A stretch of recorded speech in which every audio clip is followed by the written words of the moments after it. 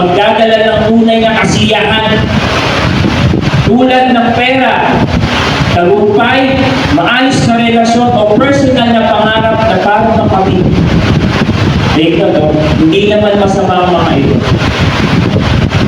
Pero maaaring mailayo tayo sa mga ito mula sa tunay na pinakamahalaga.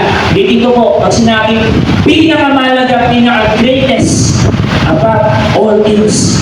Marami sa atin nag-worry. Tama po, hindi naman po talaga maiiwasan ito. Yung mindset natin, kailangan meron akong gantong material. Meron ako dapat solusyon sa bagay na ito, dapat meron akong hawak. But for believers, listen to this. This verse is a call to put God above themselves, trusting that God will provide what we truly need. I encourage everyone.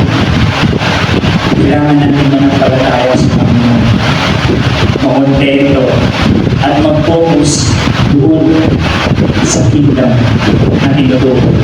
Kaysa mag-worry na lang palagi.